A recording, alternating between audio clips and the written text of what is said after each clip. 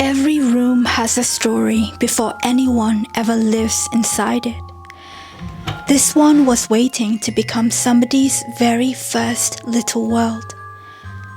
Over the next 7 days, I was given the privilege of filling these empty walls with curious animals, gentle but bright colors, and a little bit of wonder.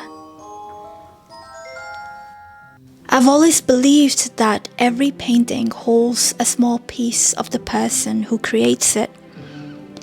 So when I was asked to paint this nursery mural for a couple preparing to welcome their baby, I found myself wondering, what kind of feeling do I hope these walls will carry long after I've packed my brushes away? Will they simply become the backdrop to everyday life? Or could they become part of the stories that unfold here? This is the story of a week spent creating a little world, one brushstroke, one animal, and one moment at a time.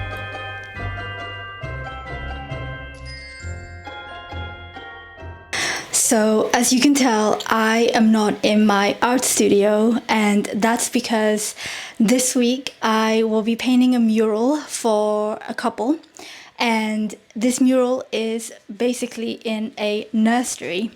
So I'm super excited because it's been a while since I've actually painted a mural. What this couple wanted for their baby nursery is basically like murals on these two walls behind me right here. And they wanted animal characters that were a little bit more whimsical and playful.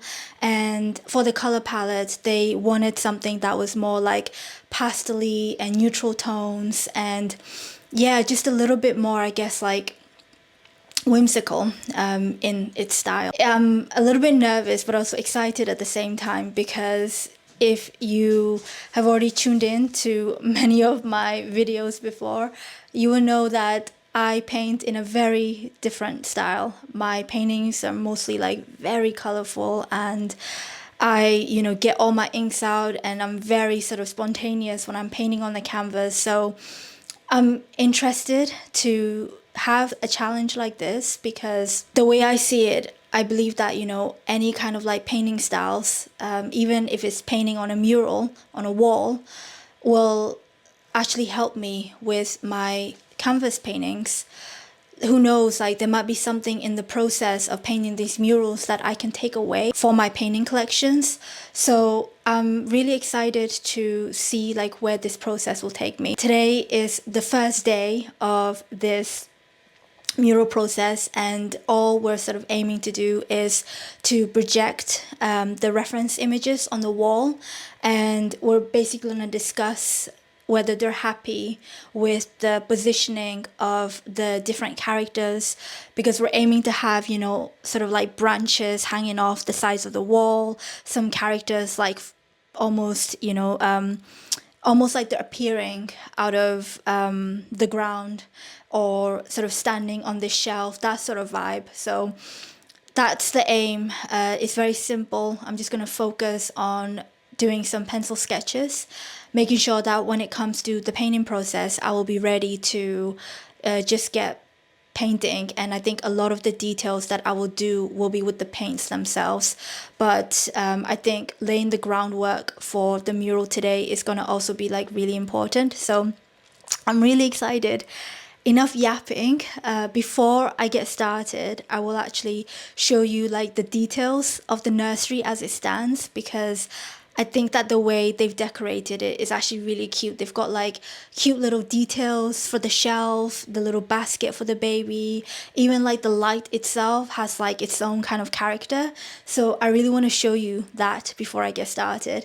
And then, yeah, I'm just gonna put my headphones in and I'm gonna get on with it. The first couple of days of this project felt especially important for me for two reasons.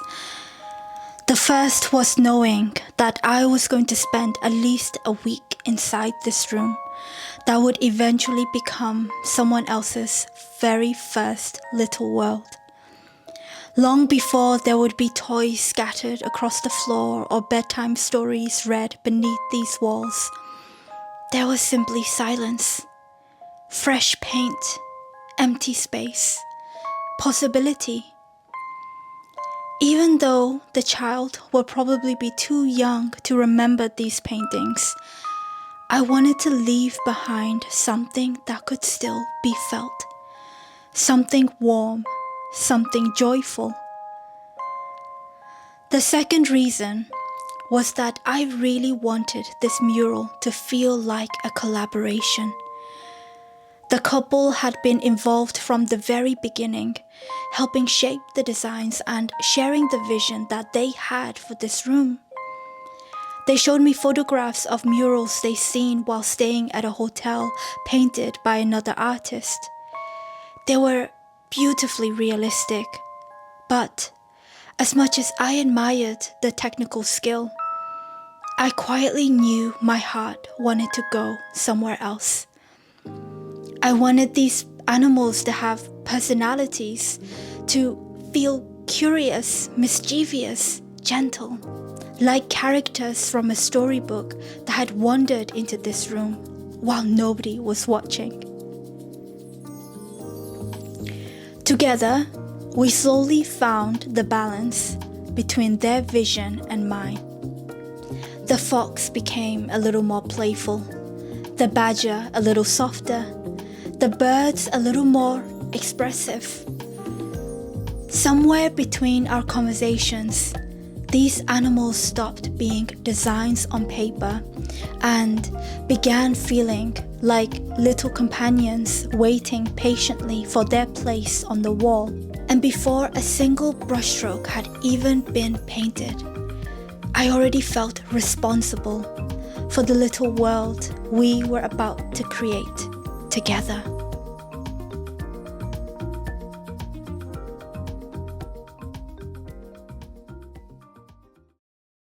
So today is day 2 of the mural process, and yesterday I did 3 sketches on 3 parts of the 2 walls that I'll be working on, and today I have 3 sets of characters to finish off sketching, and then I'm hoping that I can at least lay down some paint on the wall itself, because to be honest with you, like I think once I get the paint down, then I'm gonna get into more of a flow state. But yeah, I'm really just keen to start painting at this point.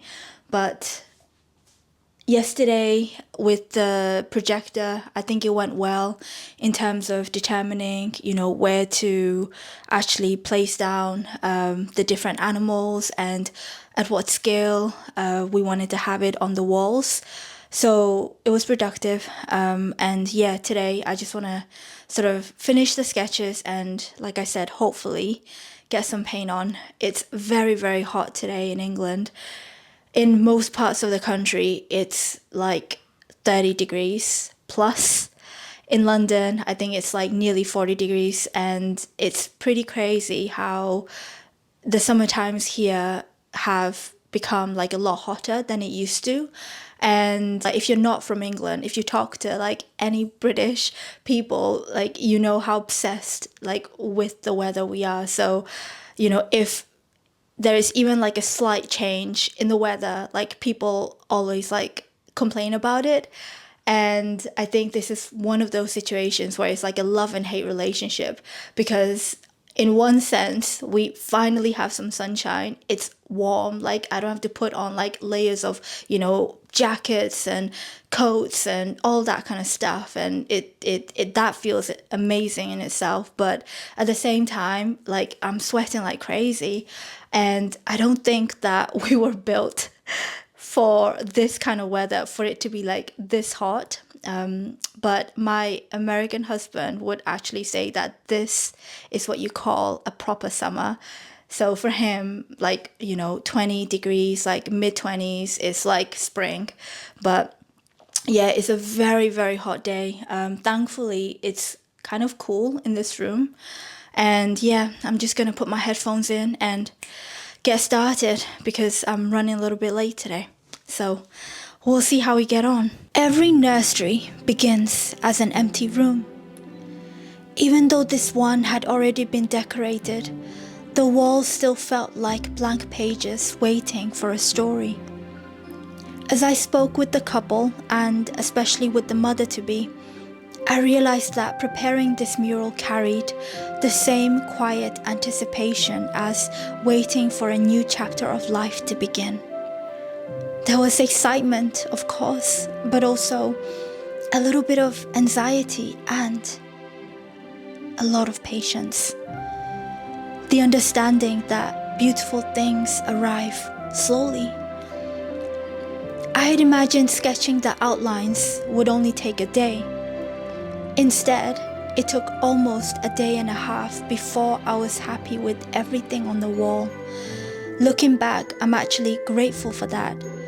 Rushing would have meant skipping over the conversations between each animal, how they looked at one another, how they shared the space, how your eye would eventually wander around the room. As each outline slowly appeared across the walls, it felt less like drawing and more like introducing new characters one by one. Quietly, they each took their place as though they had always belonged there. Standing back, I found myself imagining not only the colors I wanted to paint, but also the personalities I hoped each animal would carry. I didn't want to reach automatically for browns and beiges simply because that's what we think nature expected. I wondered what would happen if the badger carried gentle lavender shadows, or if the fox held warm corals instead of predictable oranges.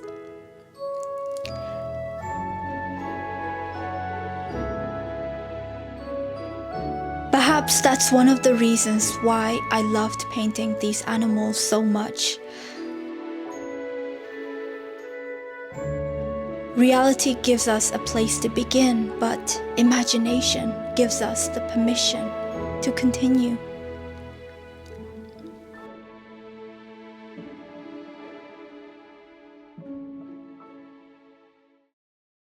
So it's officially day 3 of the painting, and I'm really excited to get started today because I feel like now I'm in the zone. And I just want to do like the base layers like as much as I can today. Like I'm starting in the morning and I have a spa session this evening. So I've got pretty much the whole day to get as much done as I can. So that's basically like my aim for today. And I think that it's going well so far, but I always have this critical sort of like thought whenever I'm painting. Like I'm never fully satisfied. Until maybe like right up until the last moment. I look at this and I think, oh my God, like this little thing needs to be, like tweaked, and I don't know. It was interesting for me because yesterday I was doing these layers on the owl, and the couple that I'm painting for, like they came in the room and they looked at what I've done and they were like, oh my God, like this is good and this is great. And it was interesting for me to like have that reaction because for me, I'm sort of in production mode and I'm not necessarily seeing it from their perspective. So it really like taught me that, when it comes to art, is very subjective, but also I think as artists, like we are probably more critical of our work. And we're probably thinking, it's not perfect yet or it's not ready yet, more so than perhaps, like someone who is just sort of like a collector or an audience, like are kind of looking at it from a different lens. So yeah, it was a very encouraging sort of reaction for me because it kind of also let me know that I'm heading in the right direction.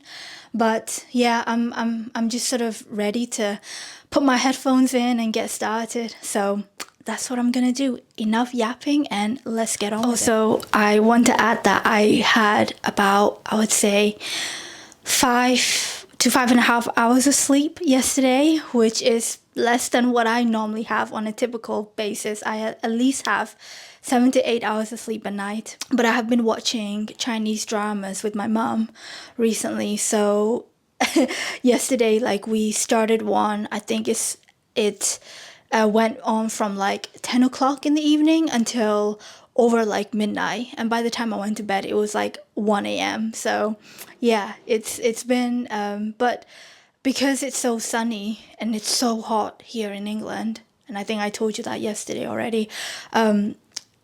I don't know, like I think the sun is giving me energy, but I probably will crash later today. And I think that's also why I'm really keen to just get as much done as I can this morning. So, yeah. Anyway, let's get on with it. At this stage, the room still looked wonderfully chaotic. Paints covered the floor. Brushes seemed to appear out of nowhere. Half-finished animals looked as though they were emerging through the walls before disappearing back into layers of color. I always find these early stages the hardest. It's the point where the finished painting exists much more clearly in my imagination than it does in reality. Every brushstroke feels like a question rather than an answer. Because this mural had so many elements, I found myself relying on years of painting experience without even realizing it, choosing colors almost instinctively, experimenting with different hand movements to create softer textures, letting the brush dance in places where I couldn't fully explain why. There were moments when my logical mind suggested I should simply paint everything the colors they were supposed to be. But intuition kept whispering something different. Don't always reach for the brown.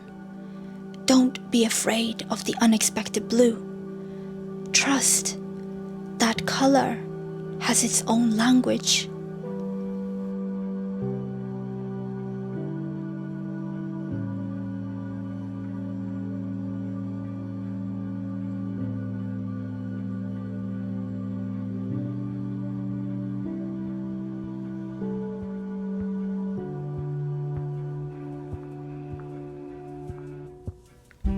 Sometimes, painting isn't about reproducing what we see.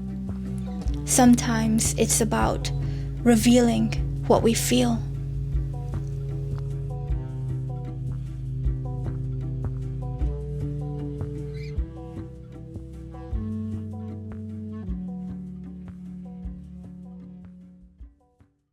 So I have just officially finished day 4 of the mural, and I didn't actually record an intro because, to be honest, I just wanted to like get in the zone. And I'm so pleasantly surprised today because it was only supposed to be half a day of painting. And I was thinking that if at the very least I'll be able to paint this bird. And I don't know if it's because, this is literally like, I've painted 3 huge murals in my house before, but this is me like painting for someone else. Plus, it's in a different style. And maybe it's also because I haven't really painted a mural for a long time. I found myself feeling a bit frustrated actually that it took me so long to do these little birds. But the thing is, I think it's not really about the size of the mural. I think it's more the case of adding detail. Like if I'm adding finer details to the birds, the owls, the trees, then I think everything just takes a little bit more consideration and then hence a little bit more time. So yeah, I was thinking to myself, if at the very least I finish this bird, I'll be really happy. But I painted with no music on today, and I did this bird, and then I moved on to this bird, and then this one, and then all of a sudden I was painting flowers. And yeah, it really surprises me how fast I'm getting with my hand. And also I feel like my brain, my thoughts, the sort of coordination between my brain and my hands are a lot more in sync.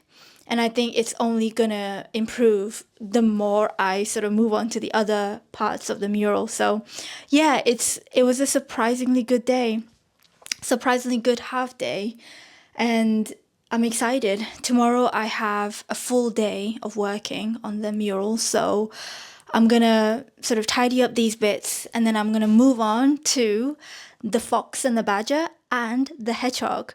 The pigeons I think are gonna be last because they're in a very awkward area, and I think I need to sort of again, like, get my hand working before I get into the most awkward bits. But yeah, all in a good day's work. I'm really happy. Really, really happy. Painting the birds on day 4 was the moment everything slowed down. Instead of thinking about completing the entire room, my attention settled on one tiny blue tit. I found myself noticing the bright cobalt feathers resting against soft, buttery yellows, the tiny curve of its beak, the delicate way the feathers overlapped the next. From a distance, it was simply a bird, but the longer I looked, the more it revealed itself. The hours began to unfold almost like watching a slow nature documentary, or sitting quietly through a zoology lesson where the teacher isn't simply naming species but inviting you to notice the small miracles hidden inside them. Every few minutes, I would discover another color I hadn't seen before. A cool violet hiding beneath a wing, gentle hints of green reflected through the blue, tiny shifts of warmth and the coolness that somehow gave the bird its life. It reminded me that nature rarely speaks in single colors. Nothing is ever simply blue or brown or yellow. Everything is made up of countless tiny conversations between light and shadow. As I painted, the room itself became quieter inside me. My own paintings often begin with an emotion I'm trying to understand. They normally ask questions about identity, belonging, courage, or becoming. But here, standing in this nursery surrounded by woodland animals, the world felt beautifully uncomplicated. There was only the next feather, the next leaf, the next branch, the next tiny eye waiting to sparkle back at me. Sometimes I think creativity asks us to make life bigger. Other times it gently reminds us to make life smaller, to pay attention to one bird, one brushstroke, one moment.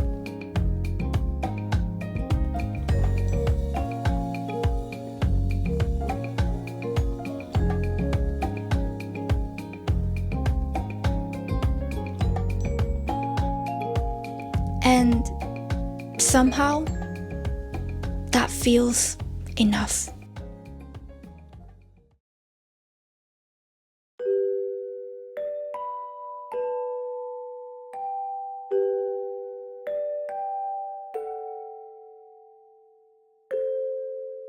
By the final few days, something has shifted.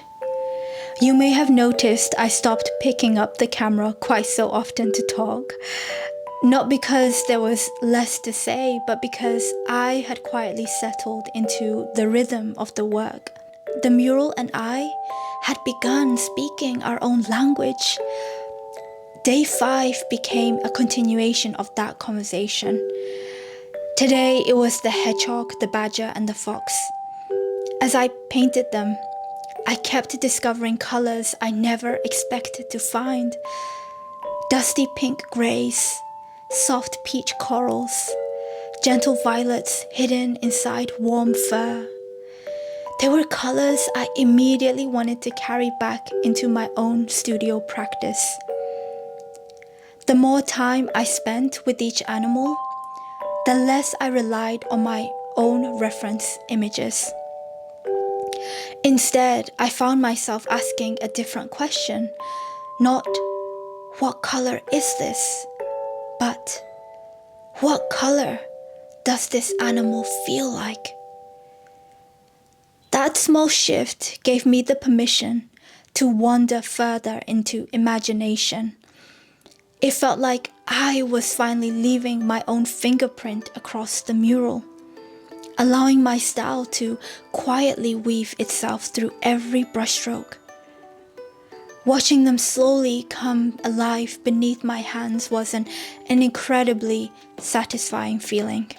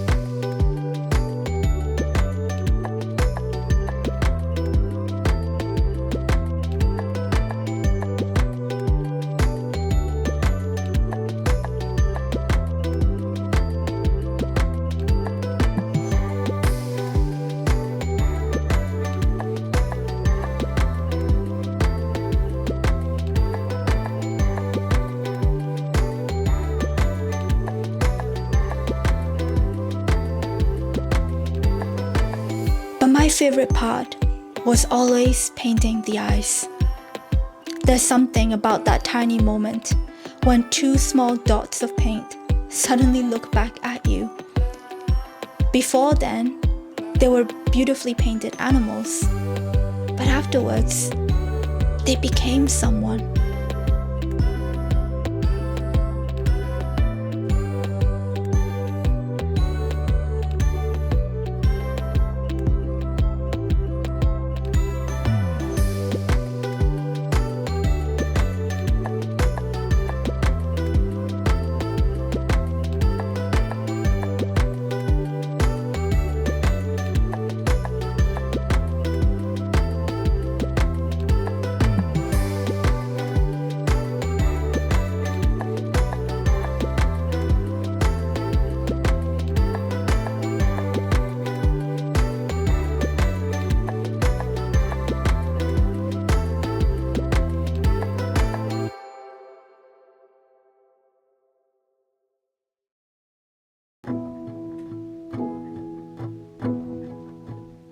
The final day felt bittersweet.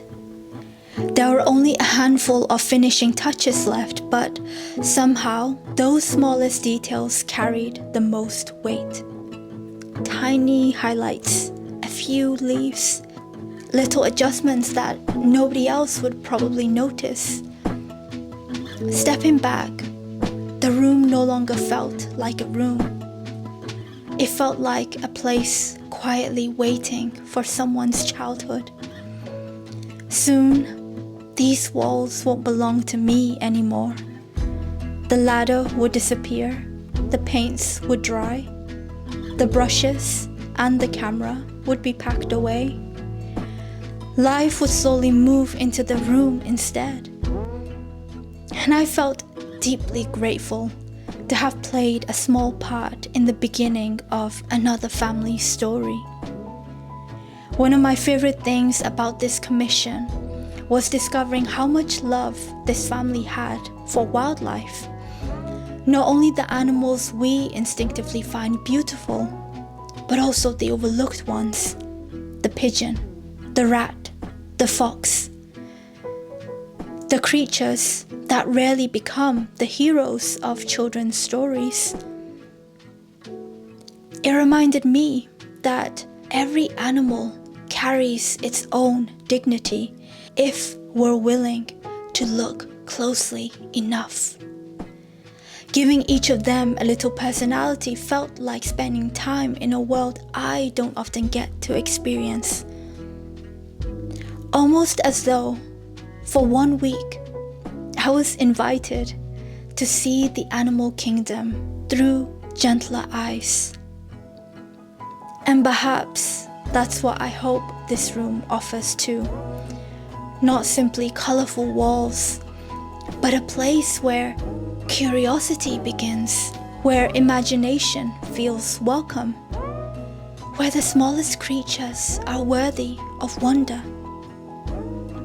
And maybe, years from now, long after these brushstrokes have become a part of the background of everyday life, they'll still whisper the same invitation to look at the world with kindness and to never stop noticing the magic hiding in ordinary things.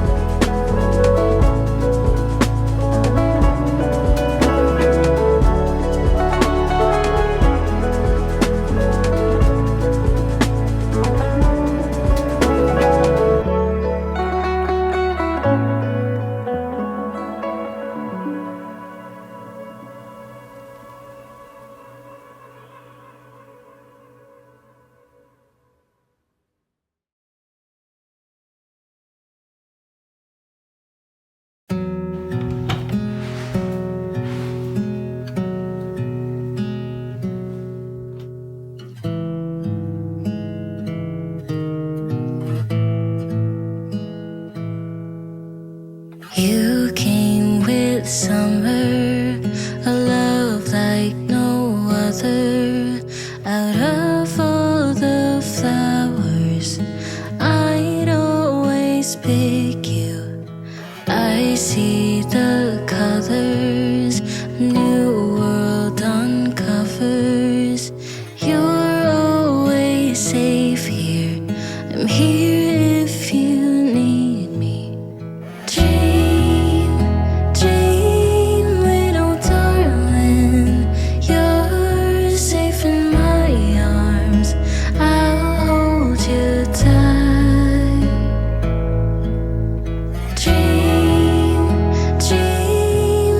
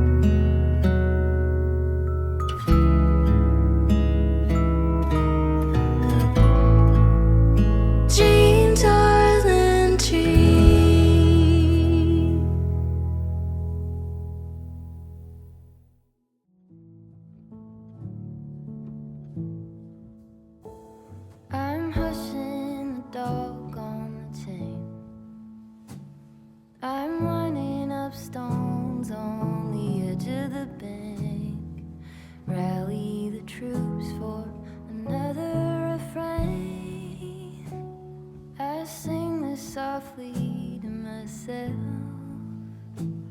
I sing this softly